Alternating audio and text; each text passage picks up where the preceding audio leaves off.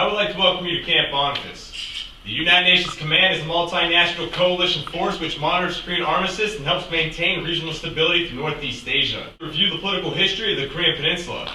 Prior to World War II, the Japanese had colonized the Korean Peninsula. In the final days of this war, the Soviet Union accepted the surrender of the Japanese north of the 38th parallel, while the United States accepted their surrender in the south. The 38th parallel was never meant to be a political boundary nor a division of country.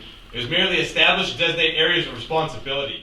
So in May of 1948, elections were held in the South, and this man, Dr. Sungman Rhee, was elected the first president of the Republic of Korea. In September of that same year, the Soviet Union appointed this man, Kim Il-sung, to be the first premier of Communist North Korea.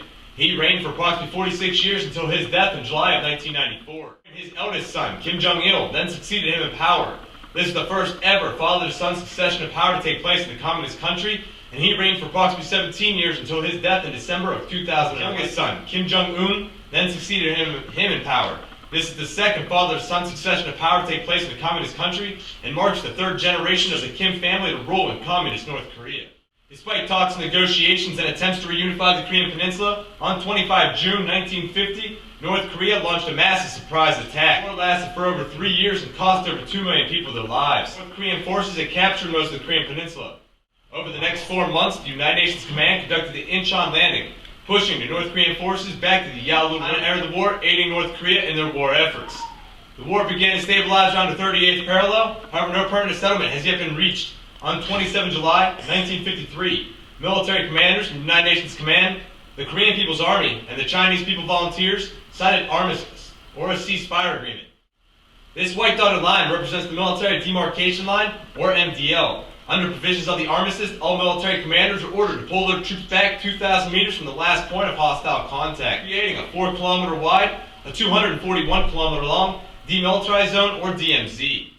Upon arriving at Checkpoint 3, you will be surrounded on 3 sides by Communist North Korea. I will now highlight in more detail some of these areas which we will be seeing today. First is the village of Taesongdong, or Freedom Village. The United Nations Command is in control of implementing all civil affairs and security throughout this unique village. We do so through a security company which guards the village 24 hours a day. Although the residents do own rather modern homes and large allocations of farmland, they do fall under some severe restrictions. They have to be within the village by nightfall, and in their homes, the doors and windows securely locked by midnight. 1,800 meters across the MDL from this village lies the village of Gyeongdong, or Propaganda Village. This village obtained its name due to an extremely large speaker system that was once located throughout this area. That until June of 2004 would broadcast propaganda 6 to 12 hours a day. This propaganda would idolize Kim Jong-il to be a great leader and to invite the citizens of Taesongdong as well as the rest of the public to defect to this so-called village of paradise.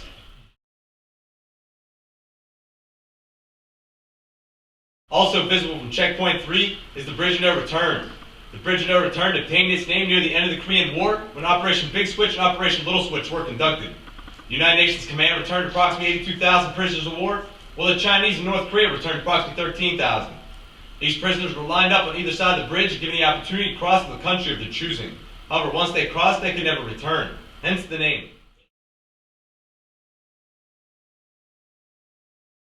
Return lies in the southern portion of the Joint Security Area. All the blue buildings you see are ran by the United Nations Command, or UNC, while the red buildings you see are ran by North Korea, or the KPA. Prior to 1976, the Joint Security Area was a neutral location. Both guard forces could cross the MDL freely within this area. North Korea took full advantage of this by building 4 communist guard posts located on the southern boundary road of the Joint Security Area, while the UNC built none in the north. Note the location of Checkpoint 4 and how it is surrounded on 3 sides by communist guard posts and isolated from the rest of the Joint Security Area. Soldiers at Checkpoint 3 had limited visibility to the soldiers at Checkpoint 4 due to an extremely large yellow poplar tree that once grew in this area. So on 18th August 1976, the United Nations Command dispatched a 5-man civilian work detail along with a 12-man security force to conduct a routine tree trimming operation. Among their arrival, they were met by approximately 28 North Korean guards. Work did start as scheduled, however 15 minutes after the work began, North Korea attacked. The ensuing fight only lasted for 4 minutes, but in this time, JSA Company Commander Captain Arthur Bonifas and First Platoon Leader First Lieutenant Mark Barrett were brutally axed to death. To show you how outnumbered they were this day, I'll point out a few JSA soldiers located within this picture. First is rather hard to make out, but he's seen here fighting off 7 KPA guards. Next is the helmet of Captain Arthur Bonifas, who was brutally axed to death in front of his own vehicle. And here you can clearly see a North Korean soldier wielding an axe towards a JSA soldier. Due to these unprovoked acts of violence, a special series of meetings were held, and the decision was made that the MDL should separate the 2 guard forces throughout the Joint Security Area. There were no more acts of violence until 23rd November 1984, when a Soviet citizen on a North Korean-sponsored tour dashed across the MDL in an attempt to defect to the free world. He was followed by North Korean guards armed with pistols and rifles in an attempt to kill or capture him. There were approximately 30 North Korean guards located in the northern portion of the JSA Sunken Garden. The JSA Quick Reaction Forces immediately alerted and able to halt and outflank the North Korean main body.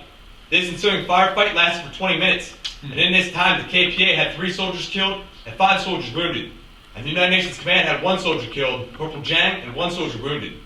The Soviet citizen was protected throughout the firefight and evacuated back here to Camp Bonifas. You will see North Korean guards. These red armbands state that they are military police.